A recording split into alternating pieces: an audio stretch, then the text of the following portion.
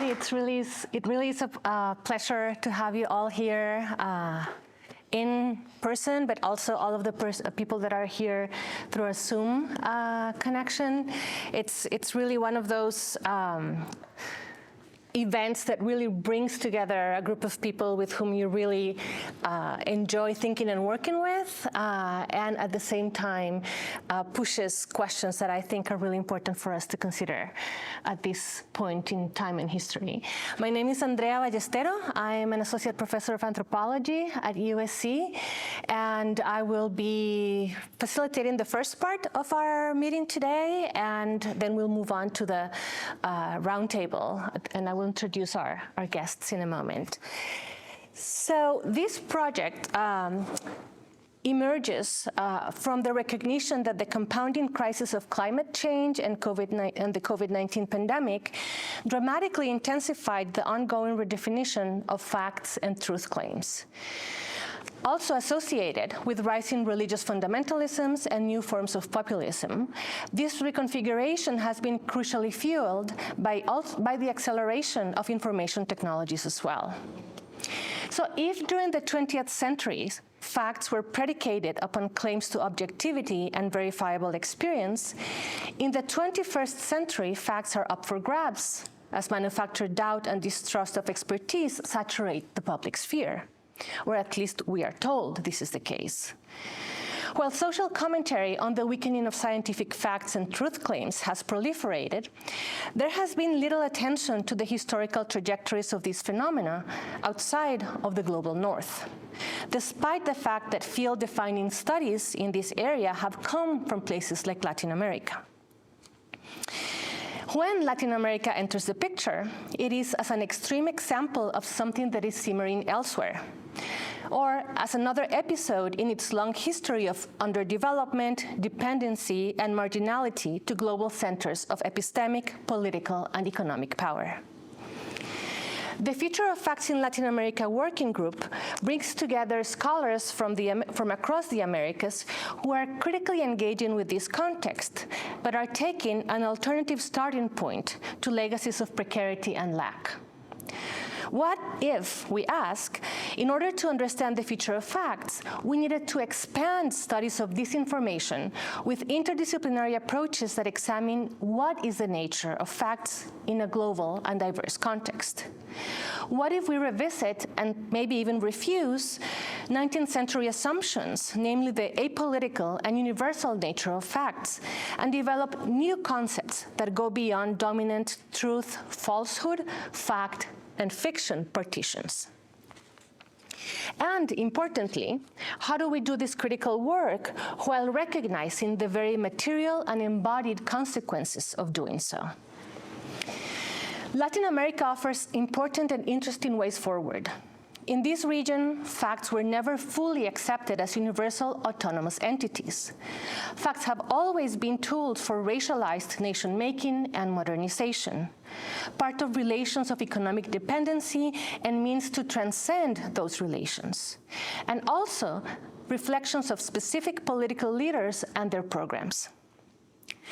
Thus, rather than lamenting the loss of something that never completely took hold, namely the idea of stable truths, universal facts devoid of context, what if we took turbulence, instability, and abundance of truth claims as the starting point? How might that help us make sense of the future of facts in Latin America, but also, and importantly, beyond Latin America? One way to say this is, what if we paid attention to the life of facts out on the streets? This conversation has been possible thanks to the Social Science Research Council, the Divisional Dean of Social Sciences at USC, the Center for Science, Technology, and Public Life, and the Center for Latinx and Latin American Studies here at USC as well. And with this, I'm now going to pass it on to Professor Juan de Lara, and I'm going to share my microphone with him, who is the director of the Center for Latinx and Latin American Studies, who will offer some initial thoughts to get our conversation started. Thank you very much. Hi, everyone. and everyone on Zoom. I thought we were done with the Zoom, but I guess it's now part of our everyday life. I want to thank Professor Ballestero for inviting me and the Center for Latinx and Latin American Studies to co-sponsor this event.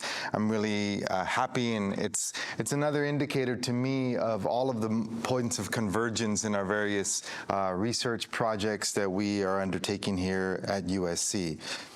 Our center, in collaboration with the Center on Science, Technology, and Public Life, which is directed by Andy Lakoff, has organized in the past year a Mellon Sawyer seminar on precarious ecologies, science and social justice in the production of environmental knowledge, and we've been addressing many of the questions that Professor Ballestero has raised here today. Like the Future of Facts project, we too think that it's important to examine and to ask how facts and truth claims are made and circulated. In our case, we use the current ecological crisis to examine how scientific knowledge about unequal vulnerability is produced in the Americas, and I say the Americas broadly. More specifically, we have organized a series of events to investigate how marginalized and racialized communities garner and disseminate evidence of environmental harm. We have brought scientific researchers, social scientists, humanist scholars, and community advocates together to discuss some of the debates that have emerged around the authority of knowledge claims.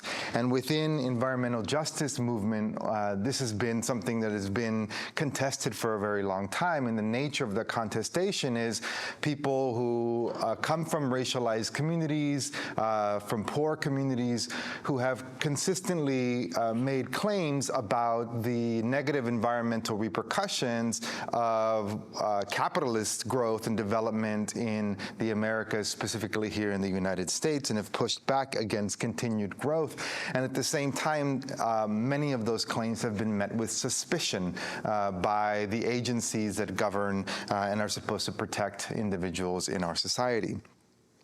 So our conversations have been very insightful, and I invite all of you to participate in our next event titled The Emerging Extractivist Frontiers of the Green Energy Transition in the Americas, which has been organized by our great postdoctoral fellow, Eduardo Romero de Anderas, who's sitting here.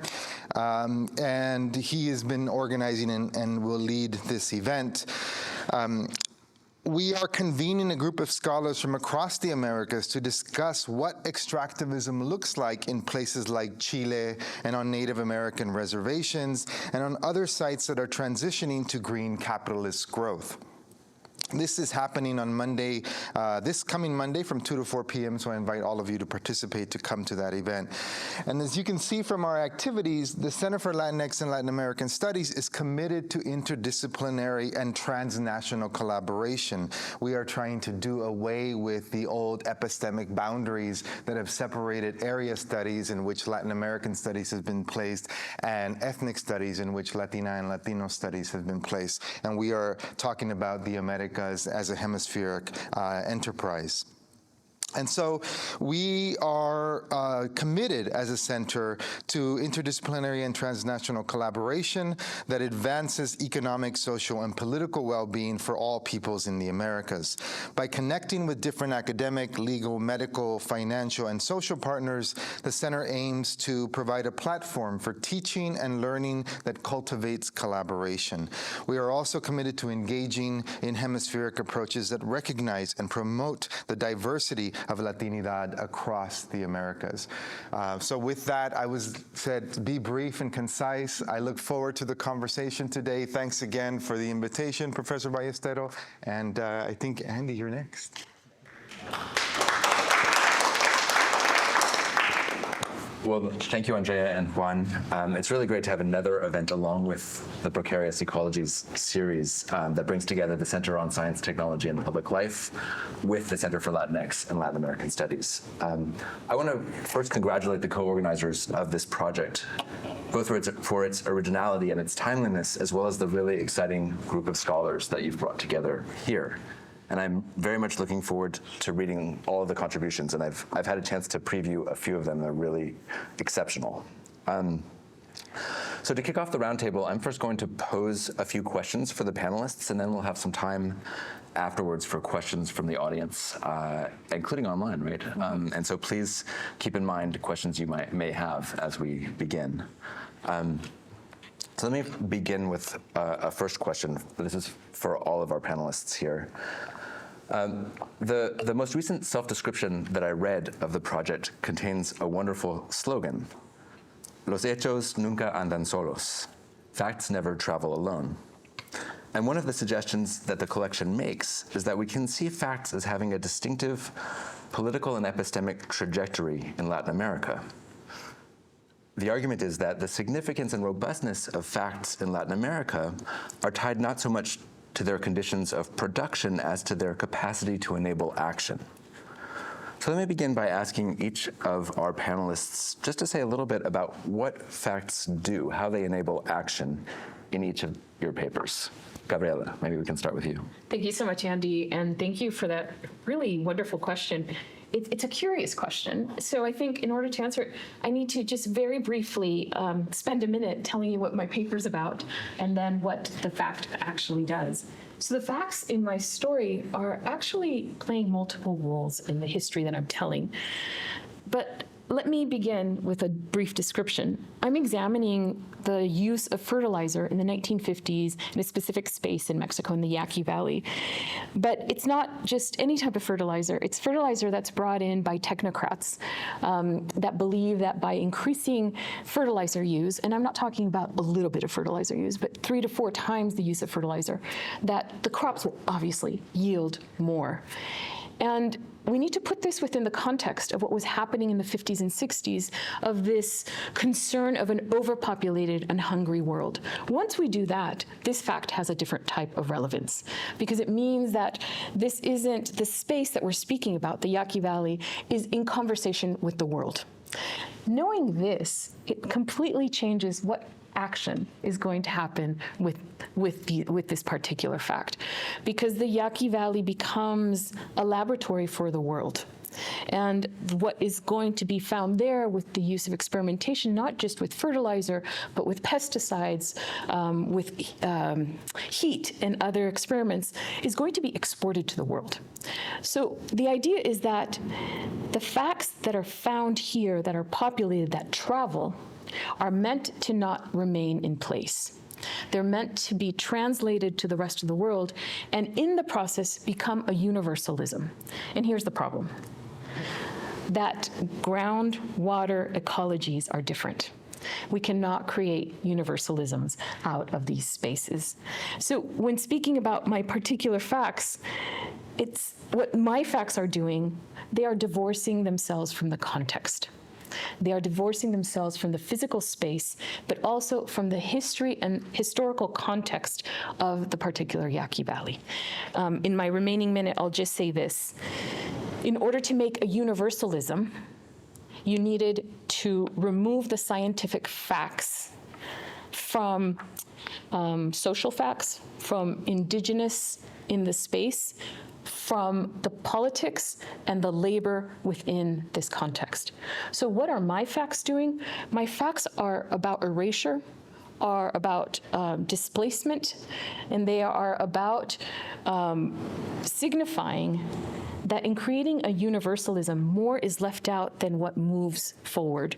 So the fertilizer was only the means to get to somewhere, and it was being pushed by technocrats. The chemical facts themselves do not stand alone. They need to travel, but in order to travel, they need to leave all the baggage of the history of the Yaqui Valley behind. Great, thank you. Aidan. Sure. So thank you very much to Professor Ballestero and to Professor Lakoff for hosting this event. Like Gabriela, I'm going to start just by saying a few words about my paper. So my paper is looking at the identification of the disappeared and executed in Chile, a process that began when Chile returned to democracy in the 1990s. And the kinds of facts that I'm looking at are legal facts. So there's a particular subset of facts. And these are facts that are built built upon legal processes, but they're also, they have a foundation, and I would say the production of historical knowledge, as well as the production of scientific knowledge. So these are coming together to help inform certain legal processes. At bottom, the kind of fact that I am interested in is the answer to the question, to whom do these remains belong, right? And the fact is they belong to this person. And once you have that knowledge, it can set a number of other processes in motion. So for example, if you are a government that is interested in pursuing truth and you have certain truth initiatives that are based on the identification of people who were victims of state violence, having that kind of information, moves that kind of process along. If you're a family who has lost a loved one to disappearance or to execution, and you've been wondering where that person is, ¿dónde está? It is an answer to where that person has been. You have the remains and you know where they have been, and you're able to inter them. So that it is an act of closure that perhaps can lead to some perhaps emotional mourning, and perhaps even some kind of closure through that process. If it can enable the production of government documents such as death certificates, it can enable the filing of particular charges in the court system. So this kind of fact can do a number of things out in the world. The problem is, so like Gabriella, I also have a problem. The problem is these facts can also come undone. So in my paper, I'm looking at a case, not only of forensic identification, but of forensic misidentification. So my paper looks at a burial site that was the largest anonymous burial site used by the Pinochet dictatorship to inter the remains of victims who were victims of disappearance and execution. And when democracy came, a large number of these remains were exhumed and they were identified. And in 2006, it came to light that at least half of these identifications were incorrect. So for me, the question is not only about how do we produce legal facts, and not only what these facts do in the world, but also what happens when these facts come undone. And what does that mean for processes of truth? What does that mean for processes of repair? And what does that mean about how people relate to their state and understand the past? Thank you. Okay, I guess that leaves me. So thanks so much for these questions. And I think maybe I'll start with the general and then go to the particular of my paper, because I think one of the things we wanted to do with this sort of somewhat simplistic statement that facts do rather than are in this context was simply just to put us in a frame of mind for thinking the genealogy of facts a little bit differently than the one that we all read, the sort of modest witness as it comes up through Europe, and this sort of new community which allows facts to stand on their own in that particular history of science that we know. So in my case, I'm working on the history of science in Paraguay, also in the context of kind of agrarian development in the same period that Gabriela was just talking about. And what you see there is this huge infrastructure of science being built sort of out of whole cloth with no conception of any modest witnesses being around. It's really all generated towards these kinds of development goals. And so the question that I started with was to think, okay, so what does science look like if that's where your starting point is, rather than the question of how do you generate facts on their own? If really science is almost a byproduct of trying to make better crops. And so in this sense, I find the histories of the impure sciences, like Bernadette Bonson-de-Vaissant's history of chemistry, much more useful for thinking about the way that facts are sitting alongside of the materials to which they correspond in a way that's very hard to kind of disentangle them. So in this space, what I eventually started writing about was the way that the crops that were being produced during the 50s, we're really talking about the 50s through to the 80s, in this kind of green revolution moment, have a variety of different things that they're supposed to do, and that variety makes them interesting and volatile in different ways. So on the one hand, a lot of them are about nation-building projects, sometimes directly ethnic and sort of parochial nation-building projects, but other times it's more more about food security, or what we would now call food sovereignty. On the other hand, there's this project very much coming out of the Yaqui Valley to feed the world, this kind of agrarian internationalism, which has this post-war UN sort of feel to it. And so the idea is that by sending all these scientists around to talk to each other, they're going to create a new kind of international community through that. And then the other one that sort of creeps in a little bit under is facilitating extractivism of different sorts, right? And the ability to create plants that you can better describe and better standardize also makes them much easier to export, to use the more positive valence, or extract, to use the more negative valence. And that ultimately the way that my paper works is to go through a bunch of different plants and look at, in part, how the specific histories but also materialities of those plants make these different projects come together in slightly different ways over the course of this story. Thank you. So maybe I'll say that in the group we have historians, we have anthropologists, we have literary scholars. And so I think in this panel, I represent those of us that are working on things that are happening as we speak.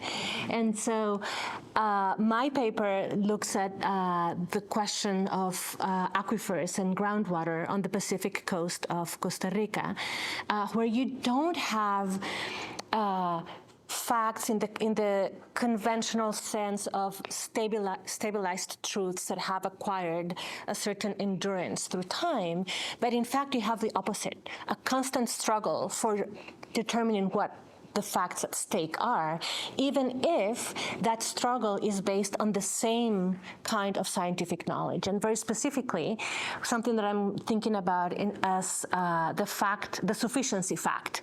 So how is it that you know that there is sufficient water for different projects of collective life?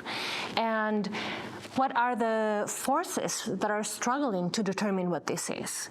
And so in my paper, I ethnographically trace the very lively and real-time discussions that happen in committees that have been put together by the state to figure out this question of sufficiency. And so here, what facts do is not quite establish a taken for granted and shared agreement, but rather enable people to give different inflections to the sufficiency fact. Sometimes moving the sufficiency fact towards extractivist projects, in this case related to tourism. In other instances, for community members that are able to inflect the sufficiency fact towards questions of justice and what does it mean to live in a place that is increasingly being expropriated or dispossessed is the right word by transnational capital associated to tourism. And so in this case, facts haven't quite acquired enough stability to do one kind of thing or even to determine what are the things that they want to do, but are constantly being pushed in different directions. And so they enable this kind of struggle to acquire a language that can be expressed in these collective bodies. So facts enable inflections is the way that I'm thinking about it. Great, thank you all. So in my next question, I want to bring the future of facts in Latin America project into conversation with a broader trajectory of the field of science and technology studies. And I'm going to do that by quoting a thinker who's often seen as an STS scholar, avant la lettre, the Polish historian of science, Ludwig Fleck. So Fleck famously wrote in his book about the history of the concept of syphilis that in science, just as in art and in life, only that which is true to culture is true to nature. And this statement has served as a kind of guidepost for science studies over the last 40 years or so in its work to show that the existence of facts depends on the stability of the social and technical networks that bring them into being. So my question, for whichever of you wish to take this on, is whether you see the project of the future of facts in Latin America as generally in line with Fleck's claim. To what extent does it either deepen, extend, or perhaps even contradict it? I can get us started, put something out there for discussion. The question that I would ask Mr. Fleck is, what do they have in mind when they say culture? As an anthropologist, it's perhaps an obvious place to go, but not only as an anthropologist, I think why this matters is because there's a certain stability of something that, let's call culture, a certain completeness and a certain recognizability, so that you can say that something fits a culture. And what I think is interesting about the moment that we're living in is that the world is refusing us as scholars and thinkers the comfort of that association. What if it is impossible to say what is the culture that would make a fact true? And it is a matter of multiplicity and diversity, although I don't want to say that there are multiple cultures and that is the answer. You just find the right culture and then you make the association. I think it's more about the coexistence of contradicting and effervescent, let's say, cultures that don't provide the necessary structural stability so that you can determine what that association is. And I'll make this concrete with thinking with very specific examples. We have at play in public life regimes of truth that are associated with religion, that are associated with science, that are associated with economics, that are associated with the law. And we see in the papers of the contributors beautiful examples of how that is the case.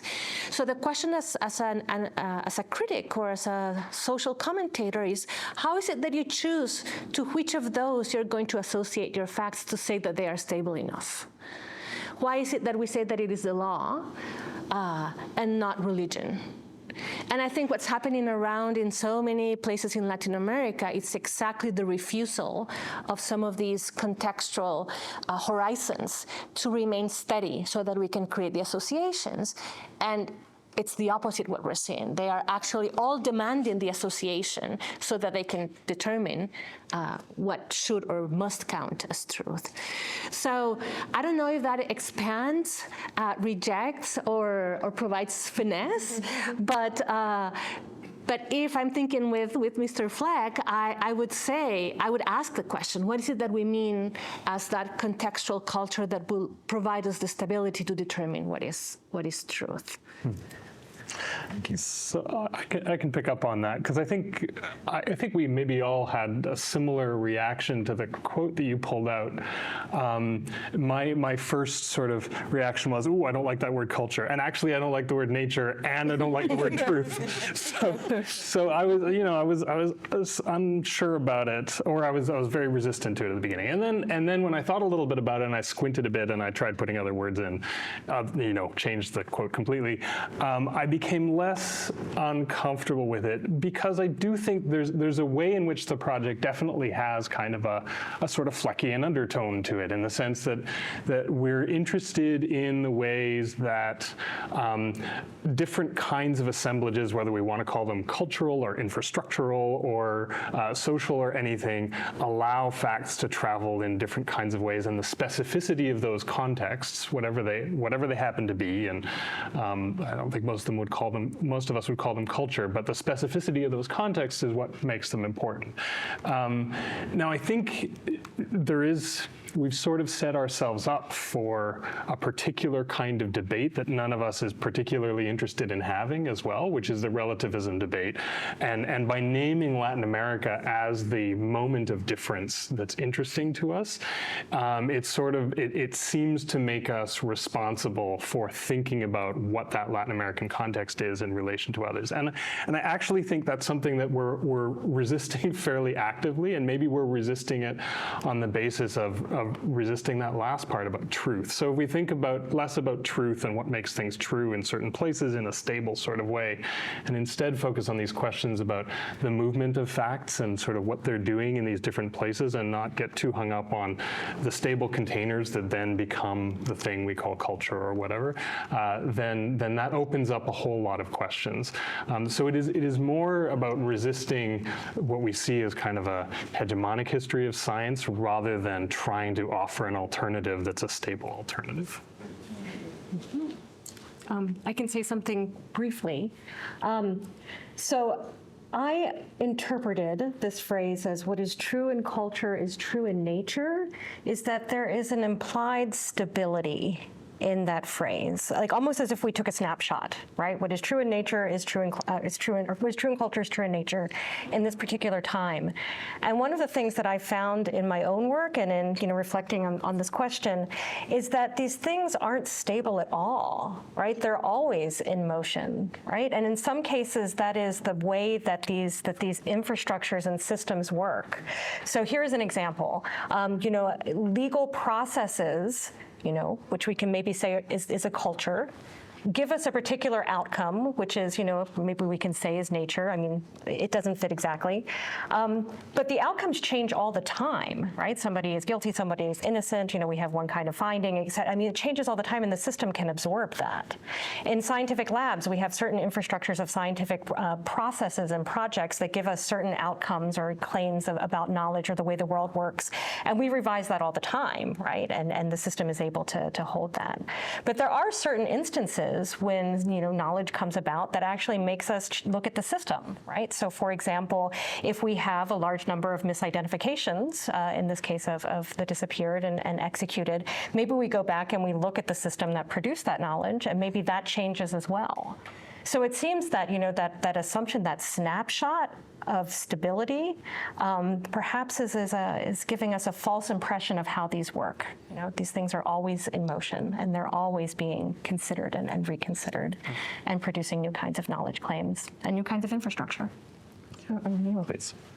So when I first read this question, I had a knee-jerk reaction. And I was like, so I had to unpackage it, and I had to really think about it as a historian. And I went to, what is the moment of 1935 when this phrase is being uttered, and whose culture are we talking about? Just to piggyback on what others have said, because if we look at the world of 1935, it's a world in which it is a fact that there are inferior groups that are intellectually inferior, physically inferior, and it is assumed to be fact. We're still in that place today, where there are some who believe that there are some who are intellectually and physically inferior. But we have moved on in terms of how we get to these issues. And a lot that has moved on is the methodology that we are using. Who are we dialoguing with? Who are we posing questions to? How are we arriving at these truths? Even our relationship with nature has shifted and changed in how we speak about nature and how we engage with nature. So to put culture and nature together in that phrase was initially my knee-jerk reaction of, where is Fleck going with this, and how is this fitting into our project? And I think, Andy, and this is where I finally understood your method and your madness in pointing this question, that what we're trying to do is to not use the frameworks that we have been using up until now, and to try to go into our own studies in different ways, recreating or creating not just new languages, but new definitions of, without the divisions of culture, without the divisions of nature that have constrained understandings of, in this case, what a fact is. And by trying to move away from these constraints, what new ideas can emerge that show us how far we've moved, or maybe not, since 1935? Great.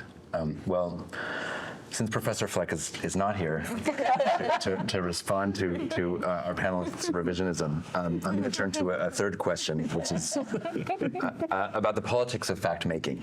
And so, if we can say that the critique of the authority of scientific truth claims at one point came mainly from the political left, I'm thinking of figures like the Frankfurt School, as in analyses of the anti-democratic qualities of technocratic governance, or the rule of experts, to use Timothy Mitchell's phrase. We've more recently seen, not only in the US, but also in places like Hungary or Brazil, a close proximity between right-wing popular nationalism and the critique of scientific authority. Thus, to take one example from North America, Governor Ron DeSantis has recently assailed the role of public health officials during the COVID-19 pandemic as linked to what he calls a biomedical security state, taking a page out of Giorgio Agamben's book. In your work in Latin America, to what extent do projects of social justice, whether linked to feminism, indigenous rights, or environmental protection, rely on stabilized truth claims, and indeed, on the authority of the scientists and technicians who make such claims? Okay, yeah. Thanks so much for that question. That's such a terrific prompt for us. And I wanted to answer that question with a specific example. I was recently in conversation with a Yaqui water activist, and he was telling me something that I had learned earlier, but it really surprised me hearing it from him, where he said that the majority of the Yaqui from his village in Vicam are not farmers. And he said, none of us farm, which is surprising because they are often described as farmers. So the fact that they are not farmers, that is one fact. But let's begin to untangle that fact to begin to examine why they are not farmers. And then we get to other very interesting facts that goes to your question of social justice.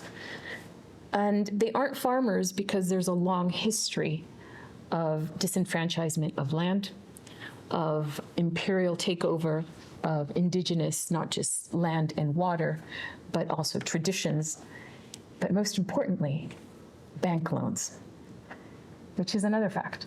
That when there was a subsidized bank, a government subsidized bank, it was easier for people who held land communally to be able to get a loan.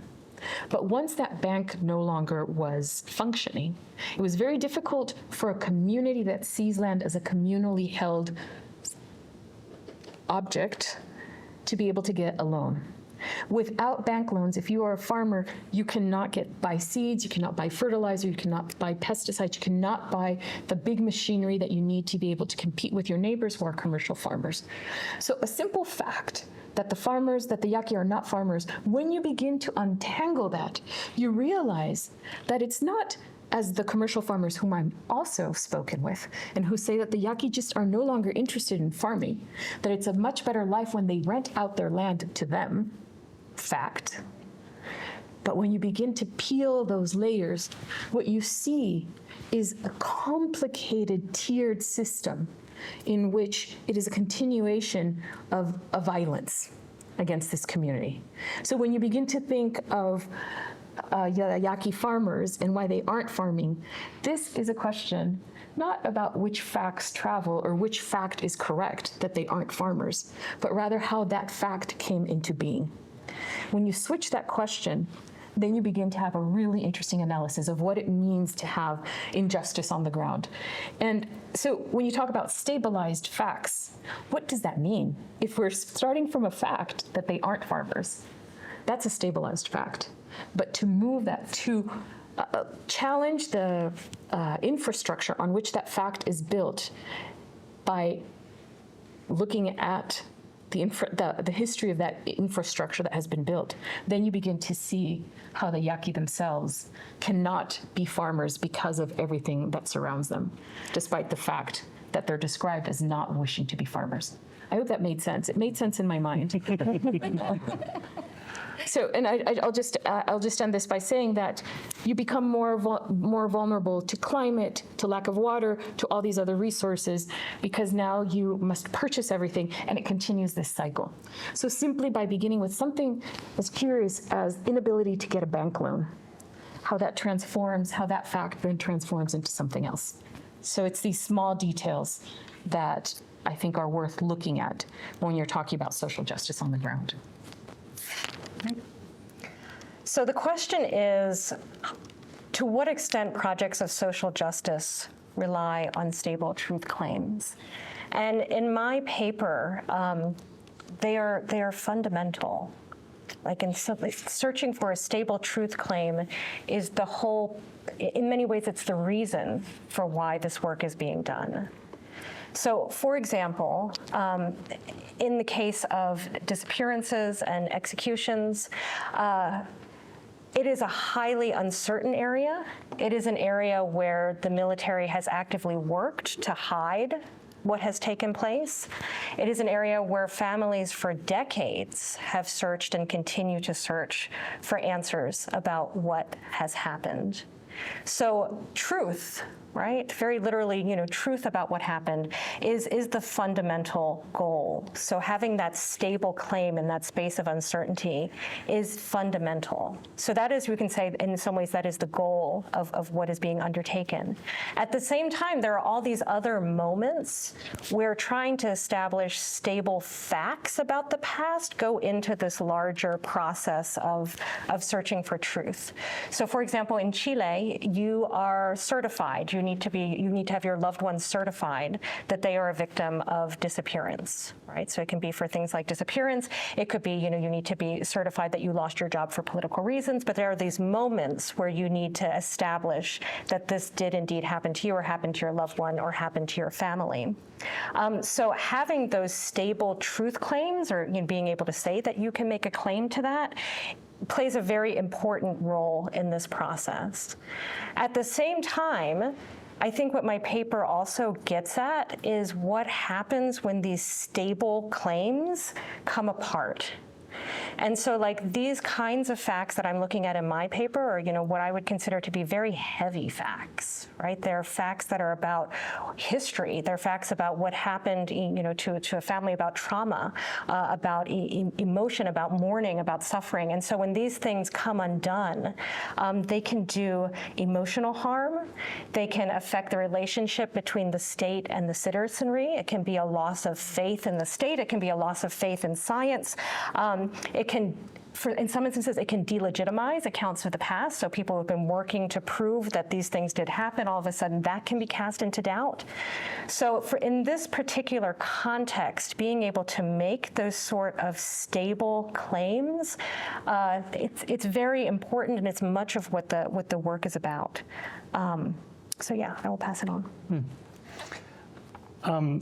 Yeah, I'm going to pick that up, and this is I think going to be a start of a long conversation between Eden and I, because we haven't had a chance to discuss your paper yet. But so I also think.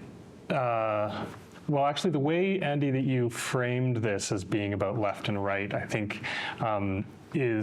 is interesting to think through this particular post-Cold War moment in a few of the countries that we're studying, particularly in the Southern Cone. So I'm working in Paraguay, and Eden in Chile, and Argentina has a similar sort of a situation where that moment towards the late 80s, there's a kind of progressive movement that is very focused on, we could gloss as truth and reconciliation as a way to atone or to get rid of these crimes of the past, of these past dictatorships, right? And so a certain kind of fact-making becomes extremely important, extremely emotionally laden and politically charged at that specific moment. And human rights movements in particular get very invested in that.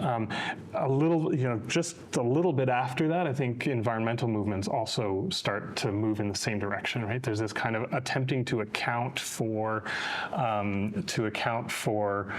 pollution and things like this in ways that are very much about sort of fact building and claiming that someone else has occluded some kind of fact that can then be built.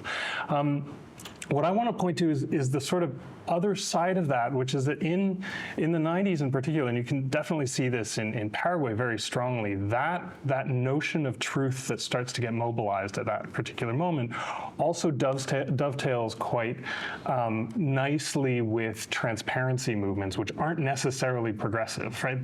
There's something else towards good governance, and they're towards what we would think of now as a set of neoliberal reforms of the state that are going on there.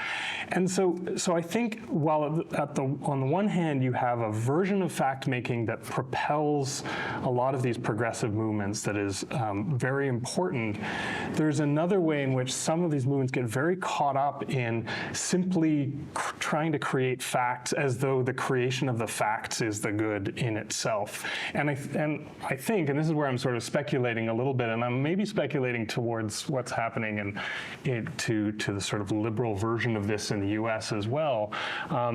If you end up being only on the side of facts, it's sort of a vulnerable political position to be in when your adversary decides that that's not what they care about anymore.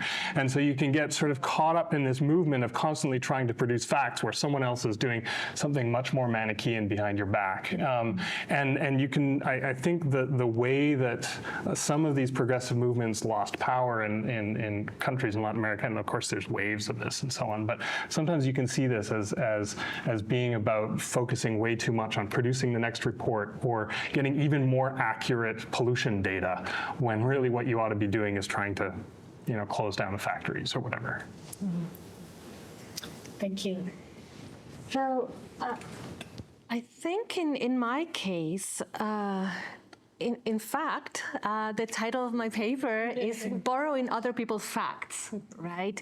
Because it is precisely, I'm really interested in this kind of relationship with facts that doesn't presume that what you need to get out of them is this stable, enduring truth claim to what the world is. But I really want to say that this doesn't mean that people are not interested in science. And this is a conversation that we've had before. It's not a blanket rejection of science like the one that you're describing, where science all of a sudden, in the moment of the pandemic, becomes this synonym with a security state. And so there's a blanket statement. Here, what we see is people that can have much more sophisticated relations with the techniques and modalities of doing science, but also mobilizing facts in political circumstances. And that, rather than the blanket statement of we love or hate science, we love or hate truth, that fine-tuned tactical relation that seeks knowledge about the world, that establishes the way things are, but always recognizing that they could be another way, that is the really interesting relationship with scientific facts that I think many of the movements that you describe and the people that many of us are working with are bringing into, or are reminding us that let me rephrase that. Many of the movements and peoples that we're working with are reminding us that people can have this very sophisticated, fine-tuned relationship with scientific facts, and but also legal facts, and also economic facts, and dare I say, religious facts as well. So, Ron DeSantis and the U.S. context is one expression. Brazil is another one. Hungary is yet another one. But I think as a collective or as a working group, rather than diagnosing a historical moment as a shared condition, we're really interested to pick up on some of what Gabriela said, in seeing what happens when you take as your starting point this tactical, agile relationship with the making of facts, and you stop starting from the point of there's a lack of trust, or there's a lack of belief, or there's a lack of sufficient infrastructures to produce science. And so the answer is upcoming in the papers and in our discussions. But to me, one of the things that I've learned so much from my colleagues in the group, and one of our objectives is to say, okay, let's take it seriously and see what happens when you start there through this in this space of multiple ways of relating and trusting knowledge making, rather than from the space of we don't trust science, or we've lost stability, or we've lost the power of truth claims. So yeah, let's get into the nitty-gritty of the tactical, sophisticated relations that people can have with their facts, and how they can also borrow each other's facts. Great, thank you all. I want to ask one last question that builds a bit on this last exchange, especially Craig and Andrea's comments. But then I want to open things up to the audience, and we can have a much bigger conversation, both online and in person. So I guess I'm interested in maybe more generally what guidance this project might provide for us in our fraught political moment.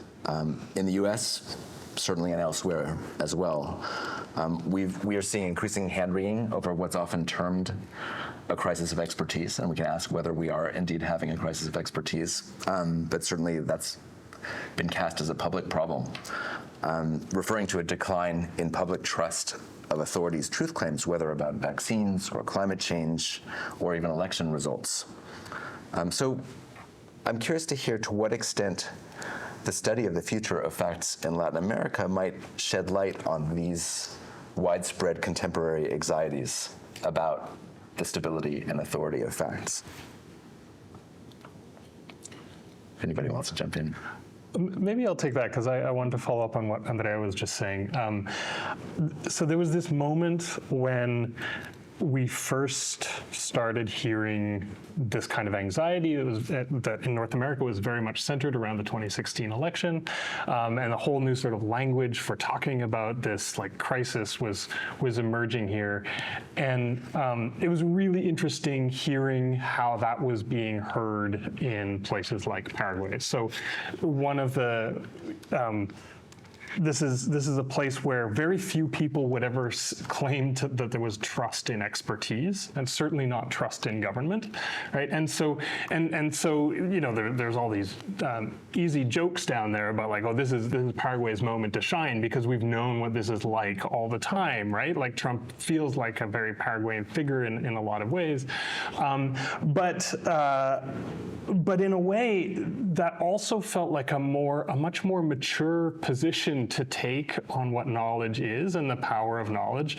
than what was happening here, where everyone was suddenly, oh no, it's like the rug's been pulled out of something, rather than saying, no, this is just another flavor of power that's coming in that sort of speaks in a slightly different voice, but that has things about it that work and things about it that don't work as well. So I'm certainly not trying to make an argument that it's good or easy to live in a country where everyone always assumes that everyone in power is always corrupt, because that has its own thing. But there is a way in which you can roll with instability in fact, and I think ultimately become, as Andrea was saying, much more nimble with the idea of like how knowledge moves and sort of skeptical about trusting things too easily, and at the same time having skills about searching out different kinds of information as well in order to do this. So I feel like there's a way in the North American context where you have this sort of Fox News versus NPR thing where suddenly everything just goes in completely different directions and everyone trusts only one thing,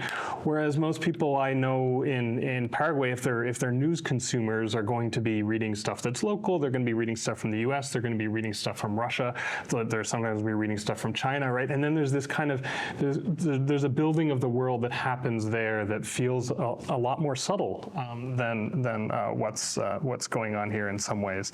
So and I guess the other thing is to think about what that means from a perspective or a place where you always are told and consider yourselves marginal to this kind of crisis. There's this sort of like palace intrigue going on in the U.S., which is interesting, but it's not necessarily it's not necessarily something that you have to get caught up with in these ways, whereas the insularity of living in the palace is part of what kind of derives the crisis feel of what's going on. So I do think in that sense there's something really useful about stepping outside of the place where the crisis feels most acute and looking back at it and saying, there's, this is just another, maybe this is just another brand of imperialism that speaks a little bit differently than the last brand of imperialism that came along.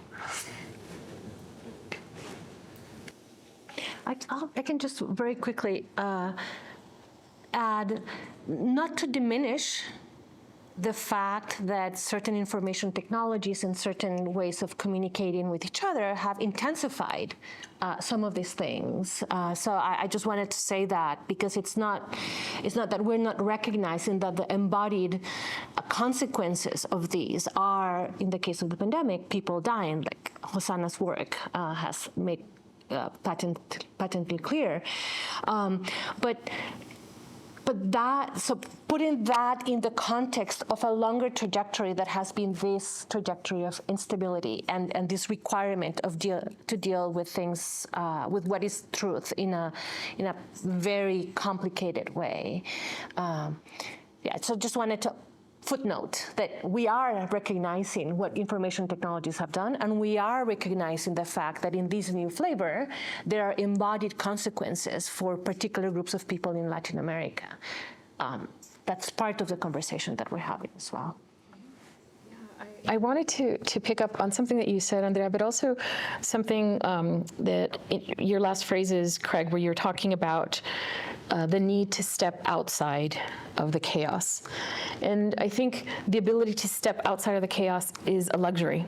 And it's not a given for many people. And it reminds me here, when I heard your question, it reminded me of the work of Liz Roberts, who's looking at intermittent water availability in Mexico City, or the lack of water. And by studying this over the course of years, and she's looking at 6 families, you get a very interesting picture of what it means to have intermittent water availability, but also that in our future, we might all be living in this situation in which when we turn on a faucet, water is not going to come out, or it will only be limited to a certain amount of hours, which makes the experts those who are currently in this moment of chaos. And that is a really interesting way to think about who are the future producers of fact in this particular case. They are the ones who are going to be teaching us in this water uncertain future in which we are all facing. How do you live a situation, a future, in that they are already living the future? And what can we learn from these fact makers because of how they're learning? So their luxury of not being able to step outside the chaos is making them, for the future, these producers of facts right now. So what does that mean for studying Latin America? That within this inability of certain groups to step outside of the chaos, that it's how they are creating a space to be able to dialogue, that's where we can learn about fact creation, about contestation, but also of where we're going. And I think that's why Latin America is a really interesting space from which to look at, because life continues and you have to keep living in these circumstances. So I can't resolve the moment that we're in.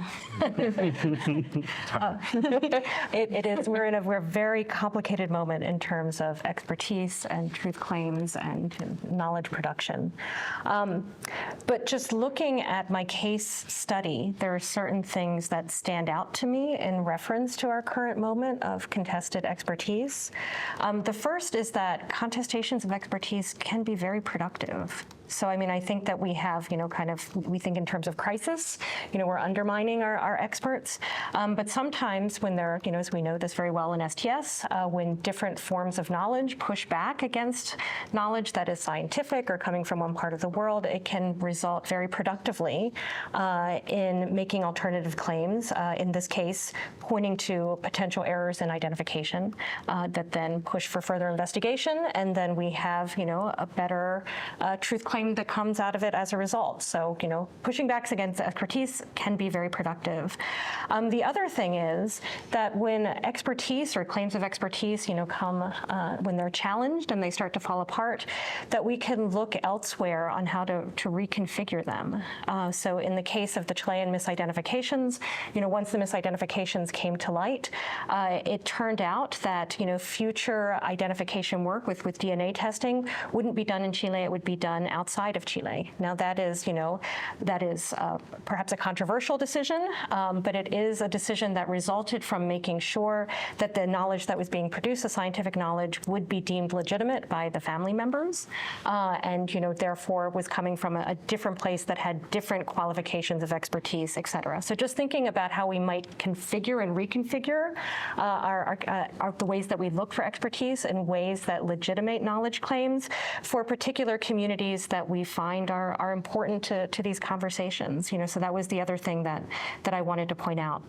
I also think that this case is really interesting as we're thinking about thinking inside the chaos or thinking outside the chaos, the scientists who were doing this work were working with knowledge and knowledge claims and I'll say data that was changing all the time. Like they were learning about, possible errors, omissions, contradictions in the information that they were using to make these decisions. I mean, it was coming to light as they were doing the work, and information continues to come to light.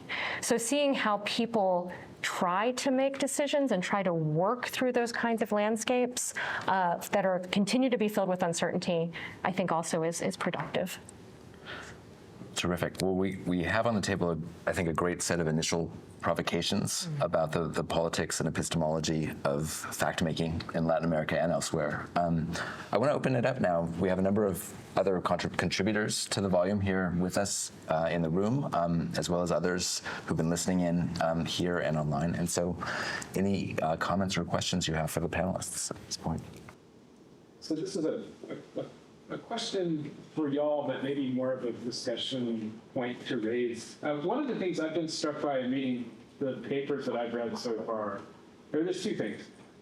One is the way in which religion does creep into Lozano's paper, and in a very different way to Ignacio's paper, and how much the invocation of religion, either as fact or as imaginary, whatever it might be, she really kind of unsettles some of those history of science, SCS kinds of ways. This sort of the non-secularity of facts. I really appreciated the way that you two, and maybe others whose papers I haven't read yet, were sort of servicing that really important part of the culture of Latin American science, and if I can use that word, culture, and more generally, I think, politics in Latin America, right? So that was one thing that struck me. And then the other thing that I'm thinking about is two things in Eduardo's paper that I was interested in. One is this play of, he talks a lot about the relationship between materiality and immateriality and the way that facts go across those. And then he's taking on the future part in a really interesting way. So it made me wonder about future of facts and what might change if we shifted the middle term, like a future for facts. And because it seems like this discussion, and I think I'm one of the parties to this, has really honed in on the fact part. We've had a lot to say about the status of the fact and the stability of the fact. And the future part, right, is there sometimes, and sometimes it's almost the stable thing around which we're pivoting, right? So this makes me wonder about the discussion that y'all really, really enjoyed the discussion y'all were having of context, right? Because I think if we were to start talking about the future, right? I mean, if we talked about a future for facts, right? Is a lot of what we've all been talking about is sort of trying to make different sorts of homes for facts, right? In other words, is what we're talking about not the construction of facts, but the construction of context, right? Because I'm not, like to Gabriella's kind of like opening point, like I'm kind of wondering about what travels with the Yaqui Valley into that universe, right? Is it the same, like is there just this universal to which new facts get tossed, right? Is there this immaterial world into which timber volumes get tossed? Or does something actually travel with the rainforest and something travel with the Yaqui Valley into that space in the universe, right? So I guess those are some of the things I'm kind of thinking about, is that so much of this seems to be about that sort of context construction, especially when we bring in God, right? Who, after all, for many people, is the one who makes the context, right? In Ignacio's case, was very, very explicit. I mean, can I just quickly jump? Thank you so much. It's such an interesting provocation that you're putting on the table. And it reminds me of Marcy Norton's work in terms of what traveled with chocolate when chocolate was first introduced to the old world. And what was left behind was the religious context, right? It was, how can we, out of the bean, how can we make this ritual ceremony of drinking that was so essential to the beverage, take that without, how will that travel to Europe? And in some ways, you can't take out the rainforest, in your case, or the Yaqui Valley out of these objects that are traveling, because they're not going to make, at least in my case, they're not going to make it in new spaces, because you can't replicate. And it's a question of replicating science and replicating space, right? This notion of can you perfect a seed to the point that you think that it can be adaptable, which it was not, which it was faulty science. But then what travels with the seed? And what's traveling with the seed is generations of other seeds, all this knowledge, all of this context that doesn't physically it's not known in its new space, but it has traveled with it. In the chapter 4 of the book manuscript, which deals with what travels with these objects, I try to untangle what exactly is it. Can we say that these still were Mexican seeds when they're planted in Indian fields? And if we call it that, then what remains Mexican of this seed in a new context, in literally a new ground? And if it's not, then what was lost? And where was it lost? Thanks, Alex. Anybody else want to respond to Alex? Well, can I add something to that? Because we're writing in such a similar space, and I do feel like that particular example. So the seeds getting developed in Mexico and then getting sent to India and Pakistan and Paraguay and all these other places, devoid of context. Part of that, part of what's happening is precisely a particular vision of the future that is underwriting the decontextualization, right? And that's where the universal is residing. It's residing as a promise to feed the world. And in that promise to feed the world, it's promising a particular kind of future where the context ceases to matter. And therefore, you don't transport all that stuff. But you could very easily imagine a whole way of doing agrarian science which promised something else, promised diversity, promised a communication, promised something else, where you would have different things going along with it. So for me, and I'm going to have to think a lot with this future for fact business, but the future of the fact is precisely in these kinds of utopian imaginaries that follow along the project itself, which is part of what the fact's doing, right? Is a whole bunch of imaginaries, and those are deciding what travels with them. Thank you, okay, great, and then Juan after that. Yeah, go ahead. Just quick. I think that thank you for the Roundtable and the council. It's been very, very productive. I think that one of this is going back to what Andrea was saying, I think that we need to be very specific about what we're really trying to do. Students of science have been talking about this specific impact of the nature of how things get entangled or not, as how people say, there are things that are sticky or not for generations away. Right? So, what is particular about what we're doing? I think that this is one thing we're kind of trying to define and trying to grappling with. And I think you're very right in pointing out, right? Like, what is Latin American about this? And I get your point of like trying to present this, but in a way, it's a question that instead, right? What is it specific of this label that we're putting into this? What is specific of the context in which we're defining it? What this provides? So conversation, right? Like, for instance, what you were saying about seeds is something that students have been saying again, thinking about how in terms of medical practice. So medicine is coming from, for instance, Sumatra into the Netherlands. In the 17th century, when the term emergence, but the fact doesn't exist, it's in English before. So we also know, has been known for a while, that facts, we understand the term to be associated with politics. It's associated with the emergence of the modern state. Right? Knowledge is different.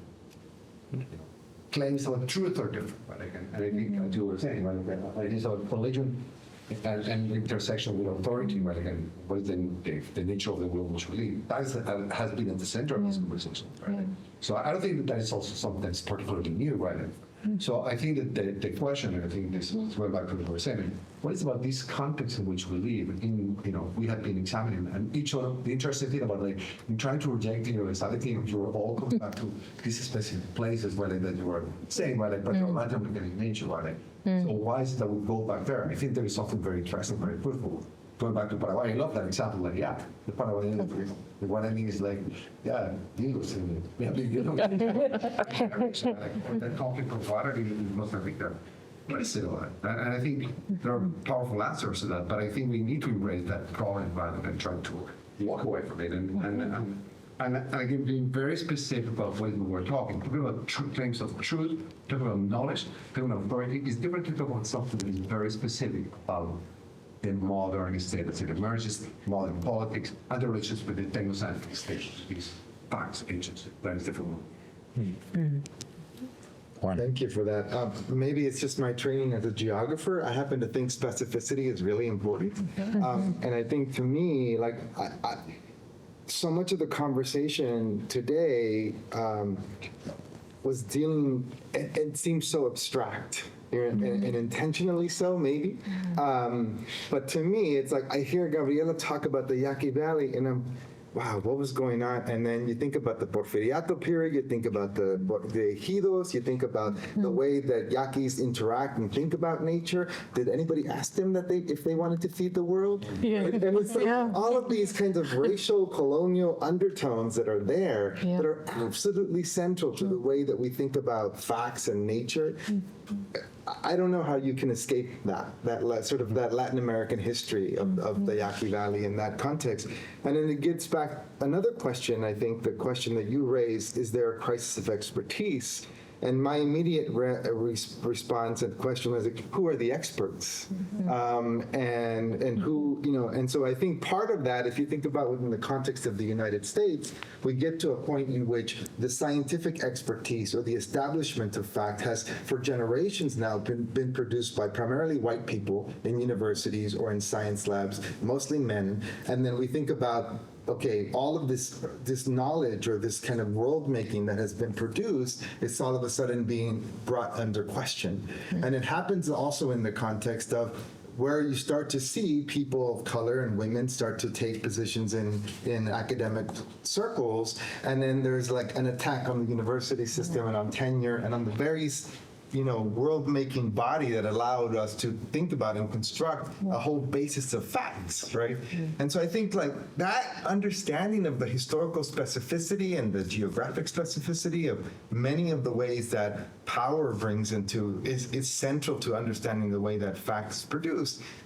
I think it's essential to the stories that many of you are talking about.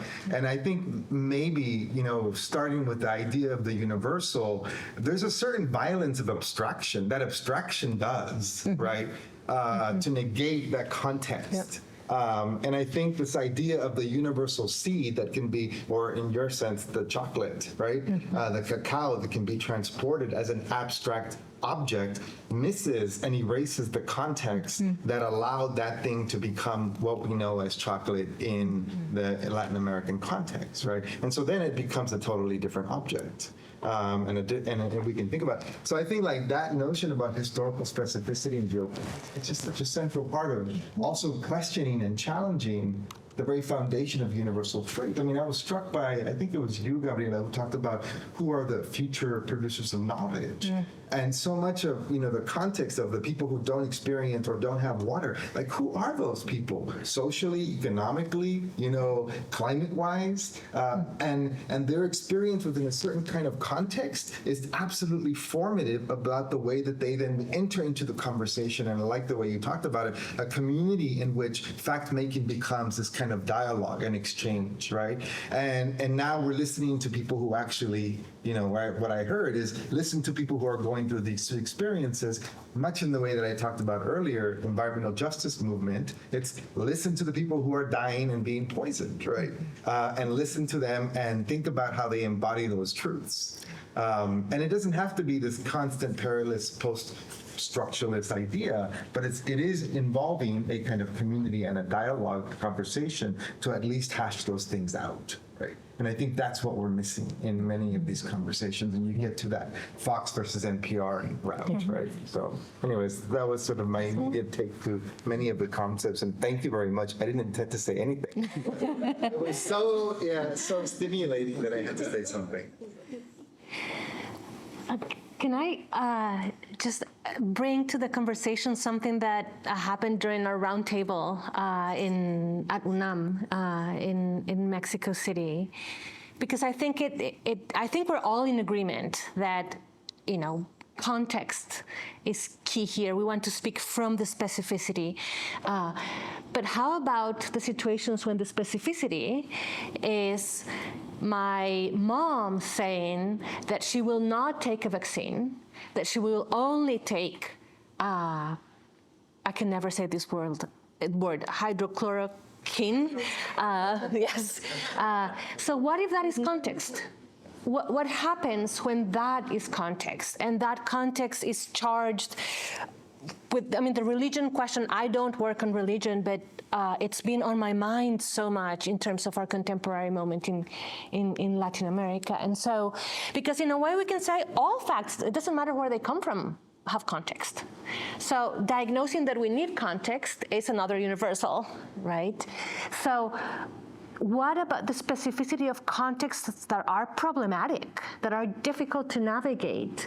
How is it that we can build ideas of a future for facts when that is part of the picture, not only the context that we have, or at least some of us have become, some of us that are, that do what we might call critical thinking, the context that it's obviously the one that should be there, those communities that have been affected by many of these forms of knowledge and that have been excluded and oppressed and physically harmed.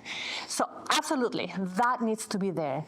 But in addition to that, we have this other set of people, communities, whose knowledge is also contextual, but pushes in a very different direction. So how do we bring that into the context of what a future for facts could be? And here's where I think the specificity of Latin America offers really interesting settings to think this through, not as abstract general observations or diagnoses, but from the specific tactics and orientations that people use to navigate this situation. Other questions, and I also want to invite folks who are gazing at us from virtually to pose questions. I think we're tracking those as well. But yeah, please go ahead. Yeah, just a quick idea to kind of articulate some of the comments. So I think regarding specificity and also future, there's something you mentioned in your first question and the last question that I think is quite interesting for all of us, which is we have, in a way, we are sharing these ideas, or at least there's kind of a family resemblance there in the way we include anxiety in our own portrayals, in our own writings. And there's something to say about how anxiety brings action. So again, your last question with your first question. And I think there's something about the idea of the affective and how we are writing and how we are picturing and trying to draw upon experience to talk about facts and in a way to think about future. And I agree, we're not being clear or explicit enough in our papers about the future part. This is something we are going to talk a little bit more, I guess, tomorrow. But there's something about putting together facts and affect always, and how this affective way of thinking and how facts no van solos is precisely because of this kind of affective embeddedness. And this embeddedness is present in scientific efforts, but also in the mother or tia that doesn't want to have the vaccine. So there's something we're trying, all of us, to do, I think, to show how affects are part of this whole history that move action or make us think about future in a certain way, and in kind of different assemblages that not only take into account religion but also science and also kind of multiple kind of affective facts that that are going to make possible life and experience and future as such. So this is something that I think we all share, and it would be just great to think about your first and last question. The comments. I have a quick comment. I love I think against the kind of the quantum-like or Manichaean kind of nature of some of these claims. Like, and I think it comes from a very specific discourse, right, like that gets projected right outside, right? The facts of the right, the facts of the left. But in reality, these are very specific tools for claiming power or for a certain kind of practices that not related to these kind of ideologies, right, like that. So you can see them projected and used by what we identify to be the equivalents, right, like of what is happening here in the United States, in Latin America, or in other places in the world. But in reality, they have different balances, right? And I think this is one of the powerful things about this concept, right? It allows itself to manipulate. And I think this is something that the papers are doing, right, again. And this relates to what you were saying, because there is temporality, right? What emerges, what people seem to be in a specific moment, trying to claim for the future, right? So which is the other thing that I wanted to say, but like, I think that this is true also, so that it's not particularly novel to say, but like what emerges, what becomes visible, what people focus on, what people are claiming to be important, it has to do with what is mattered in a specific place and time and context. I think that is why they become political in nature. So I just wanted to point out that I really like that comment, and I think it allows for a certain kind of model that doesn't get here or from this is the wrong point, like a different one, like from our own concerns, but as a scholar, from them all trying to go over and say exactly things that we should do actually. We got to make other interests, right? Pay attention to other some problems. Yes, so I keep going back to your question about Flick. So when quote Flick and ask us to reflect whether we are following or not, or in what sense this idea of what's true in cultures to nature, something like that. I kept thinking, so what is Fleck really thinking when he is stating this? And so I think that what he's getting at is that the stamp of facticity for a claim is provided collectively by what he calls a thought. And this has two consequences. One, which I think we agree with, and another one that we don't. The one that we do agree with, and it's basically a given, we agree with it from the get-go, is that this blurs the traditional philosophical distinction between the context of discovery and the context of justification, in the sense that how we arrive at a claim that we consider a fact that given the step of approval of facticity has to do with many things that are not only captured in how this claim is justified as a claim. We agree with that. We do not need to provide a corrective for that. He has already done that for us. We follow him in that respect. But what following Fleck would mean, if we think of facts as associated with thought collectives, is that thought collectives do not borrow each other's facts. And one of the things that we are emphasizing with the mobilization of facts and the entanglement and how they coexist and intermingle would require that thought collectives, if we follow these Fleckian terms, would actually need to be exchanging facts or recognizing each other's facts. And I think that would be a point of intervention or expansion of Fleckian thought in that sense.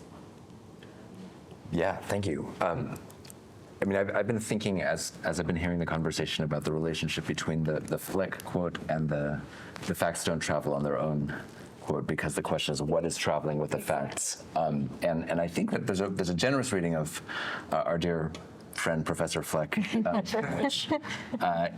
that he's interested in what travels with facts, and he calls that culture in 1935. we might have other names for it now, networks, assemblages, and so on. But I think that's a really helpful specification.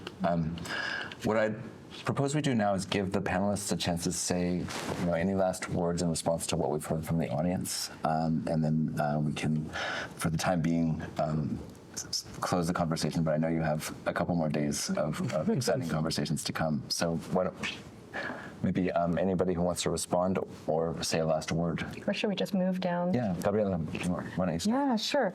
I was just thinking about something, and I can't recall who said that there is violence in abstraction. And I think that thought for me is quite interesting, because I'm very interested in the erasures that are created when in spaces in which science is seen as the authority. But in order to become the authority, it's about displacement. So abstraction, this non-specificity, just by its very nature, calls for creating shadows. And I'm really interested in taking that up further in my paper in terms of not just who inhabits the shadows or what facts are not taken to the next future or futures, but rather to think about it in conjunction with this notion of violence. Because what you mentioned about the affective aspect, taken with the creation of facts that are created under a moment of violence, is a very, very different type of fact. So to put within this context, the historical context, but also placing it within a long trajectory or a long history of violence and exclusion, means that there is a different set of fact-making. And that's what I think I want to continue to think about in my own paper. What does it mean when a fact is created in a space of violence, and that is the fact that is chosen to be sent off? What travels? How does these effective violences of the past also travel into the future? So thank you all for the discussion, which I found very generative. I will certainly be left with the comparison of future of facts of future for facts, and I think that will generate more conversation. Also on the specificity issue, that is something that I think we're all very sensitive to, and at least for me, one thing that I've been struggling with is how do we tell these stories taking Latin America as a starting point? And it's something that I've been struggling with it. And I think in many ways, the fact that we're having a conversation that starts with Ludwig Fleck, not to mess with Fleck, but also, that ways that we're framing this conversation also is in terms of, the 2016 election in the United States in different ways. It just shows how hard it is to start the conversation from another point. So I look forward to future conversations of how we put Latin America as our starting point, and to think about that methodologically, epistemologically, in terms of the terrain of the conversation that we're having. One way that I've been trying to do that goes to specificity. So I've been thinking very much about how the specificities of the Chilean legal system produce knowledge claims, produce legal facts, because much of the ways that we think about the relationship of law and the production of knowledge is set in the context of the US legal system. And so by focusing perhaps on these specificities of infrastructures and fact-making infrastructures, I think it makes other things visible that we can bring into this conversation in different ways, and perhaps gives us alternative starting places or ways to think about these issues. So I just want to throw that out there, and that I look forward to the conversation to come. Yeah, thanks. There's so much I want to say, but I guess we'll have chances to talk about a lot of this. I wanted to pick up on a similar thing to Gabriela and to what Juan was saying about that kind of violence in the abstraction, because I think that's been one of the big things that a few of us are trying to work with. The way that the violence of the abstraction is not just something that happens in the abstract; it's a project, right? And so in this way, we don't necessarily always want to dissociate what's going on in Latin America from the history of the U.S., precisely because a lot of what that goes through is the attempt to impose certain kind of modes or standards of facticity in different kinds of places. And just to come back to wheat and maybe do a little contrast.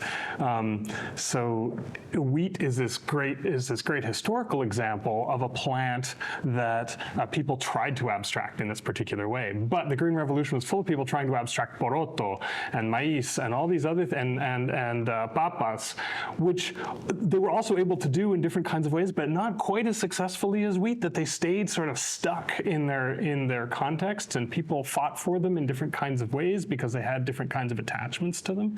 And so I think it's really useful to put those kinds of projects against each other to see the work that's being done in something like wheat or in soya, which is really about just creating this absolute abstraction that is going to not care about context, that's going to run over everything and then just become this global commodity.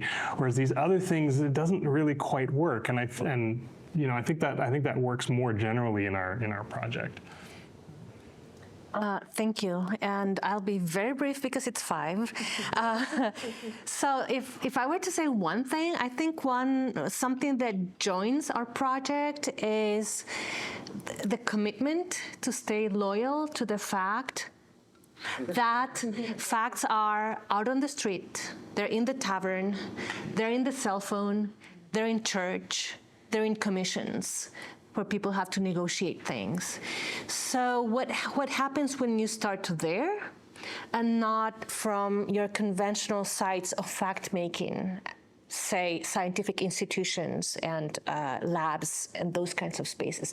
Not that those are not implicated, of course they are, but choosing a different starting point geographically, if you want to think about it, but also in terms of the richness of relations with facts that you find on the street, in the tavern, in church, and in your cell phone would be something that I think brings us all together. Well, I am really looking forward to what comes of the next few days and few months of revisions based on these conversations. Let's thank our panelists, and you all have an assignment to reflect on prepositions. For, with, against, on, etc. So thanks to everybody for